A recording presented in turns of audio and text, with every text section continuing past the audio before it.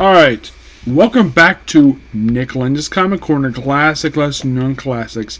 This is episode number 3132 and Doubleshot 3026. Basically reviewing two sci-fi series this one. Yes. First, a series that I picked this one to discuss before I discussed L.E.G.I.O.N Volume 2, Volume 2, Volume 4, because in the 5 Years Later Omnibus Volume 2, they contain final issue of this book, so why not just cover this book? I have been wanting to cover this book for a long time, so here we go. We have Legion by Keith Giffen, Alan Grant, sadly of whom both creators have since passed away. Alan Grant passed away a few years ago. Keith Giffen passed away just last year. Yep. Legion. Kind of in a way, this is a similar idea with Guardians of the Galaxy, where we have a modern equivalent of something popular in the future. Though, of the two, Legion is not as well known as Legion of Superheroes. For one thing, Legion is a mercenary organization led by Brainiac 5's ancestor, the son of Superman villain Brainiac himself, Viral Dox the second. Yep, and he formed this group as escapees from a prison that he was at, and they formed during events of Invasion, also by Keith Giffen. Sadly, it was also the only book Bill Mantle ever did for DC Comics before he went into hospital, and it's been stuck there for years. Now, Legion itself. Now, those who are thinking, what does his name stand for? It stands for Licensed Extra Government Interstellar Operatives Network. Yes, that is literally what this group is called. So, we have Viral Dox. We have simply someone called basically, well, in the opening issue, you also have Stealth, Storetta, Garen Bex, Lisa Miller, who is ancestor of Legion Superheroes character Shadowlast. Stealth, there's something interesting about her I'll discuss in a bit. Mostly put in the opening issue of this book, it is simply Legion fleeing the planet Cole from Brainiac.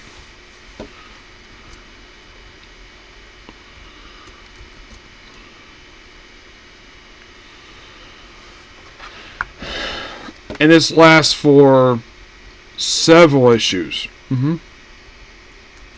That's kind of the main plot thread for the opening issues. Basically, you have, well, technically the code name. Now, the members in the opening issue now is Strata, Stealth, Durlan, who turned out to be, I kid you not, R.J. Brendel, who actually, I think he was just a time traveler here.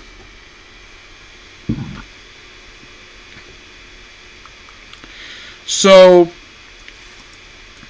by the way, they're basically trying to free his planet, the planet Cole.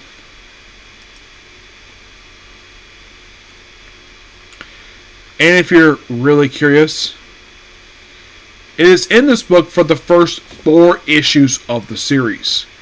Yep, that is the opening story here. Yep, where basically they're freeing their planet from tyrants. Also, Lobo gets involved in the book. Yep, why is Lobo here? Because Keith Giffen created him. By the way, these amazing covers were done by very different artists. The opening issue of the book, issue 1, is done by, they actually don't credit. Okay, it's mostly by Kev McGuire who does this amazing cover right here. And that's kind of in a way,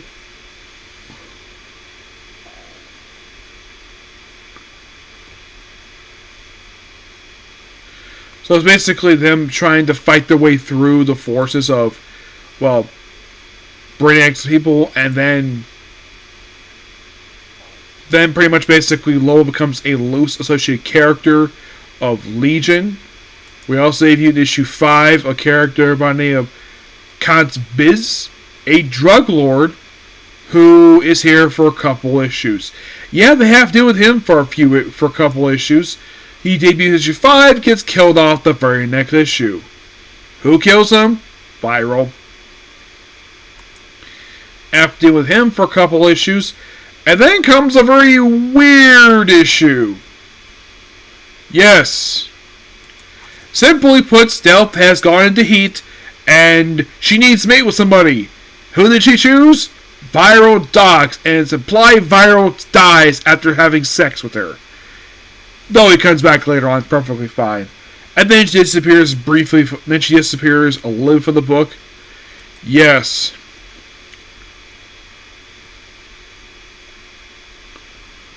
You also think about Lobo making clones of himself for reasons. We also get the first appearance of in issue number, first appearance in flashback of a character by the name of Linda Miller, who is the daughter of Legion member Lisa Matar. Yes. We also get the first appearance of Marta Beck, who is the daughter of the crime boss who was killed in issue 6. Yeah, and this becomes really weird. Because for some reason, the writers thought it'd be a good idea to include... I kid you not, they revealed this issue 11 of the book. And this is here for quite a while. Oh gosh, yes, it's here for a while. So, obviously we'll have issue number 11 because it is interesting to say the least. Yes. We also get first appearance of FaZe, basically a member of the group, who apparently was the cousin of a member of the lead superheroes in the future. Yes, Apparition. And this issue is her debut, and she is very commonly associated with this group here. Time Travelers was involved in these issues, and we're slowly building up the book here per se, because we're of a space cop drama. That's kind of what this book is. And then by issue 11, one of the most weirdest things happens in this book. Well, aside from Lobo joining issue 11. So, apparently one of the members, the daughter of the crime boss killing issue 6, apparently she got her hands on the Emerald's Emerald Eye. And this thing starts hanging out in Legion headquarters for the next several issues. You're like, what? Why the heck was someone from the future be in the present day? Does Emerald Empress herself reclaim the damn thing? It is... Oh, by the way, we also have this thing called the Space Dolphins being in this issue. Which was Keith Giffen James Matias created this thing. Yes, they're creatures heavily associated with Lobo. They debuted in this book. First issue 3, and they're seen in issue 11, not seen in issue 33. Yes.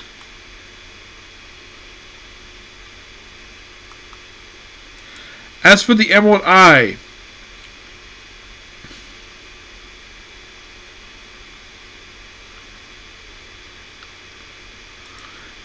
now, those of you curious, does the beautiful Emerald Empress, does she show up in this very book? Does she come to the present and reclaim her weapon? You want an honest answer? No, she does not. As for... Well, one version, let's see if I can find it here.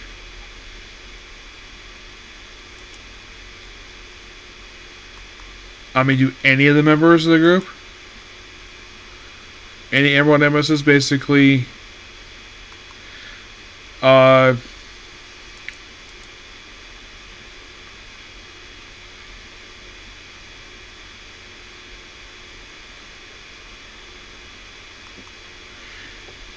The answer is no.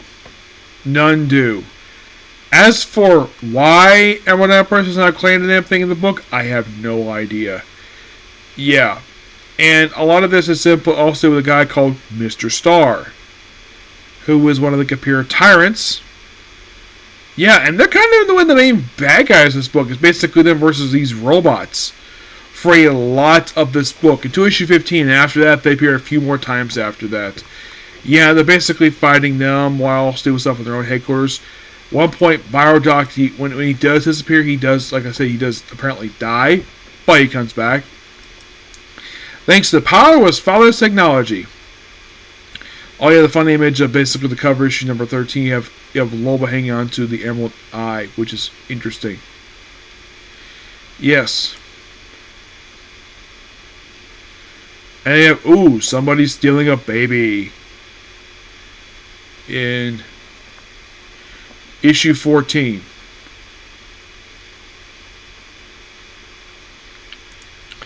Yeah, because they decided to have issue 14 a guest star appearance by, I kid you not, Adam Strange for the next couple issues because they're in space. Why not? Issue 15 is also the debut of a character named Garv. We also debut the character of Drag Ra, who is here very briefly, and Telepath. Another very brief. I think this character only appeared just, well, he actually became a recurring character in the book. But it's an interesting start for the book per se, but the book becomes really, really weird as time goes on for this book.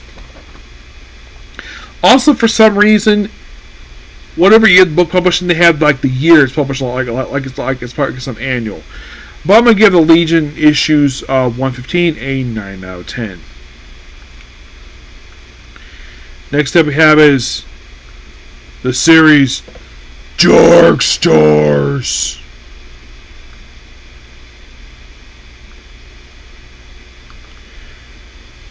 Yep. Well, this book here, we're going to discuss the first 10 issues of the series, along with issues 11 to 17. Yep. Actually, 11. It's 13 to 17. So, this book here is written by Michael Jan Fredman. Yep. I think this would be one of the very few comics you ever would write, because the guy is known for writing Star Trek novels. Mm-hmm. You're thinking, really? Yes, really. I can't really think of any other book he ever wrote for. I mean, he wrote any Star Trek stuff per se? Well, actually, he did. He wrote lots of Star Trek. This is probably one of his very few times he actually did not write it. Now,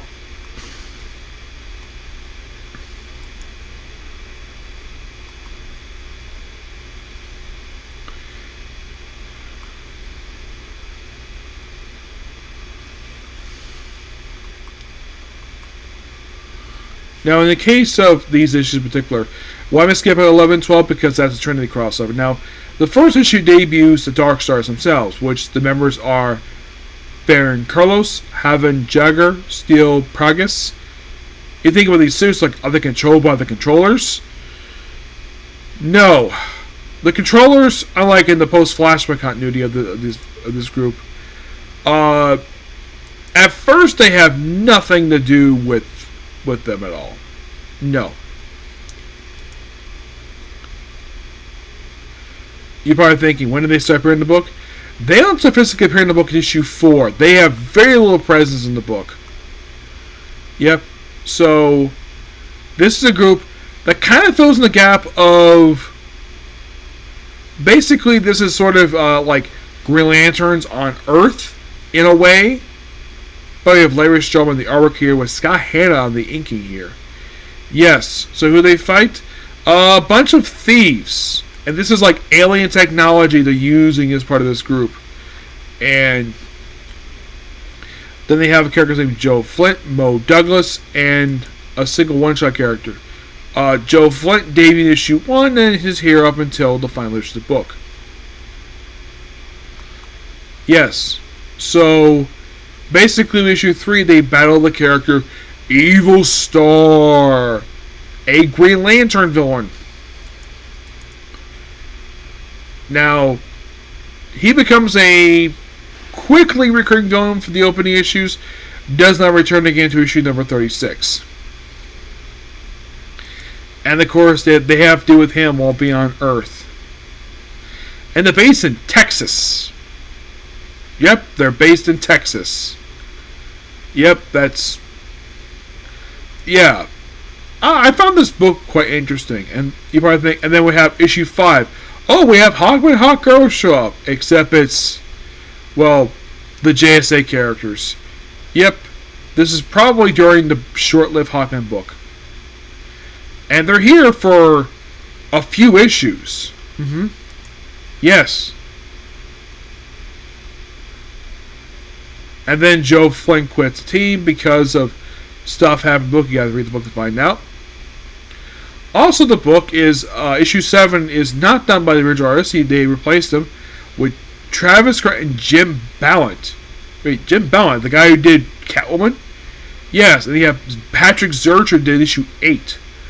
This book involves fighting more aliens. We have debuted in this book of Anna Boyle, who becomes their secretary. And she's here for a lot of the book. Yep. Issue 9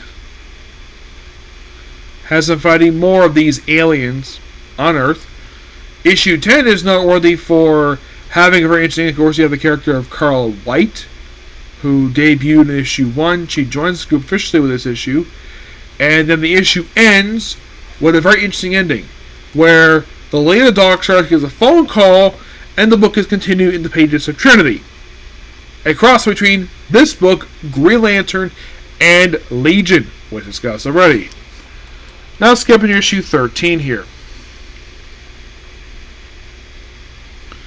where Mitch Bard and Michael Campus have taken over the artwork here, and we have debuted a brand new villain, Powerhouse Second,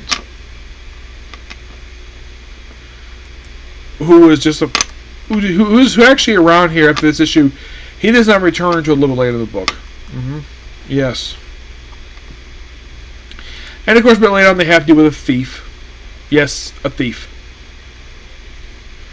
We also see a debut of a character named Marlon Dothis, who this woman here would later start a relationship with a guy who would join the team with issue 21 of the book. Who is he, you might ask? Well, I'll reveal that a little bit later. Mm-hmm. Because it's quite interesting. Plus, of course, we have the character of... We have this secret identity of this Annihilator 171. And... yeah, it becomes like a recurring villain. Like, bad guy for them.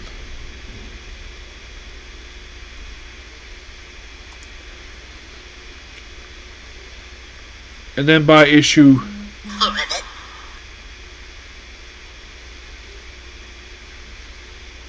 yeah, by issue 17, they finally have the woman become part of the... well, they don't have the person officially roster yet, but they finally identify her by name. And we have Christopher Taylor doing the arc here. Now, I stopped with issue 17 because 18 begins a multi-part story arc for this one. Yes, it begins a multi-part story arc. Mm-hmm. But that's kind of, in a way, abbreviating the first 17 issues in a nutshell. It's a quite interesting series, per se. Would I definitely recommend checking out? Yes, definitely. Because it's... think of it as... the best way to describe this book, it's sci-fi stuff, all set on Earth. You have the good people wearing these power suits, fighting aliens in Texas. I'm like, places like Houston, Dallas... and they, of course, go to space too, and just really good here. They also put a rival organization to the Green Lantern Corps. Of course, basically, the book is focused on Fabio, a lot of the book. Yes, Farron Carlos, who's the leader of the organization. Yeah, he is practically the star of this book. Yeah, and he's in every single issue. And he's what represented Darkstars with that Trinity crossover. Yeah, he is probably one of the few characters who's not to get killed off by the book's end. And, well, he does appear outside this book in other books per se. but he's probably the most active and most recognizable face of the organization of Darkstar. So I'm gonna give the basically the first 10 issues and 11 through 17, 13 to 17 a 9 out of 10. I know I'm kind of not talking about much of the story itself, but but you just gotta check this book out. Sadly put, like in the case of Legion, Legion has like a couple issues in trade, that 5 years omnibus. Darkstars has 0 issues in trade. Actually, scratch. I think it does have. Let's see if I can find it here. Here we go. I think it does have a few issues in trade. I've discussed basically issues in this book already. Thanks to his crossover with Guy Gardner. Yes. So Darkstars has been collected for, I think it was 26, 27, I think it was. Because I think that was part of a crossover with, oh yeah, it's part of the whole thing with, this issue in the 26, 27 were collected in a trade for, I think it was, Green Lantern, I think it was. Yes, it was part of a major storyline involving Starfire. Yeah, actually, those issues were collected there. It's just basically a 2-part guest appearance for her. I had discussed this already in my review for my Teen Titans stuff, because Starfire just happened in this book just after her appearance as she left. But I'll be getting into some points. And this book, like I said, is not very long. Out of the 37 issues released in the series, aside from the issue reviewed here, I've only reviewed the first 11 issues, 11, 12, 26, 27, 32, 30... I think it's like 34 to 37, I think it is. 34, yeah, this crossover, yeah, 34 is what crossover was clicked and trade. 35. I did not review 35. 36. No. 37. Yes, I have reviewed 37 because that was why we're crossover with Guy Gardner. So, and honestly, like, how many more issues have to go for Darkstars? Well, I have the 38 issues released this book. Well, let's see. I have 8 plus 4. That's 12, 13, 14, 15, 16. I mean, could I easily finish this book up and get back to it? It's distinctly possible, because the book itself is, like I said, it's not very long. Legion be around for a little while. Legion, I had technically reviewed already issue 31, issues 57, 58, which I think was part of the Legion crossover, I think it was, the Trinity, and issue 63. I've also reviewed the first and third annuals of the series. So, Darkstars didn't release any annuals of the book. No. It's one of those rare books released for DC Comics in the 1990s, and there is no annual. You're like, really? Yes, really. So, I would probably say the next thing to discuss for Legion is probably number 2. Yes. That'll be in the year 1991, actually. But what we're coming to that point, it's possible. Yeah, it's possible.